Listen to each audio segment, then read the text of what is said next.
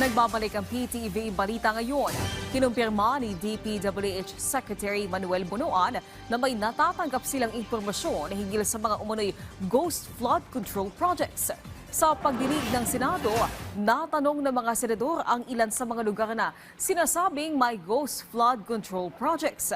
Ayon kay Secretary Bunuan, kabilang sa kanilang iniimbestigahan ang mga proyekto sa Kalumpit, Hagonoy at Malolos sa Bulacan.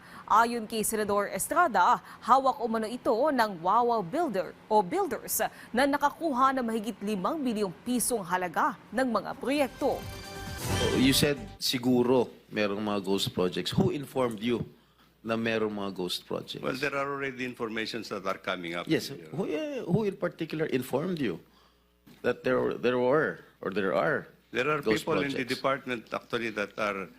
And how do they know that na merong mga ghost projects? Well, there are people actually who can actually certify, Your Honor. And these are the projects that we are now intensively validating actually.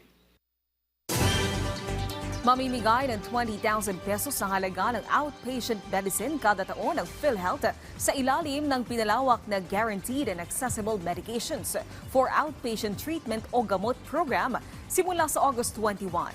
Saklaw ng gamot program ang 75 mga gamot para sa impeksyon, asthma, chronic obstructive pulmonary disease, diabetes, hypertension, high cholesterol, heart ailments at nervous system disorder.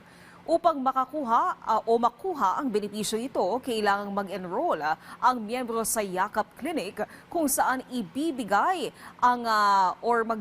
ang doktor na reseta o Unique Prescription Security Code. Pupwedeng makuha ng benepisyaryo ang gamot sa mga accredited facilities ng DOH.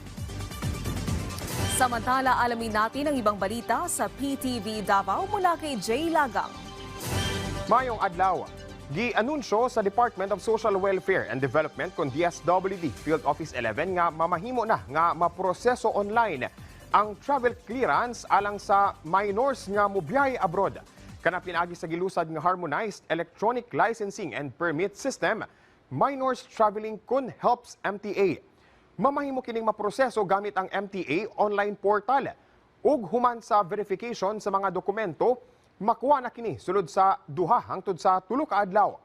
Kinahanglan lang nga nakaandam ang mga requirements sama sa QR code or QR-coded birth certificate gikan sa Philippine Statistics Authority kon PSA, QR-coded marriage certificate sa ginikanan o di kaha court decision alang sa legal guardianship o solo parent ID, pati na affidavit of support alang sa evidence of financial capability sama sa certificate of employment, latest income tax return o bank statement, passport size photo sa minor, death certificate kung ugaling man nga patay na ang ginikanan, valid passport ID sa parents o passport sa minor.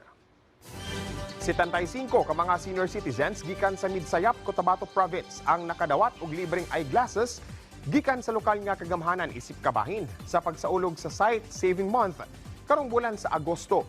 Gipanguluhan sa Municipal Health Office among kalihukan aron nga matubag ang panginahanglan sa mga tigulang, ilabi na sa pagatiman sa ilang mata.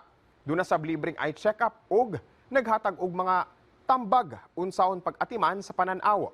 Lakip na ang paglikay sa nagkanain-laing sakit sa mata.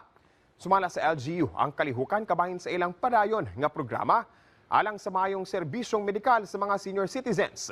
Ug kauban ang Department of Health kon DOH aron nga mapasabot sa katawan ng importansya sa saktong pag-atiman sa mata.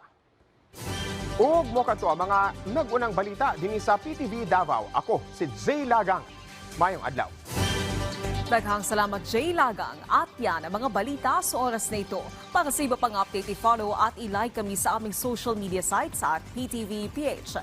Ako po si Naomi Tiburcio para sa Pambansang TV sa Bagong Pilipinas.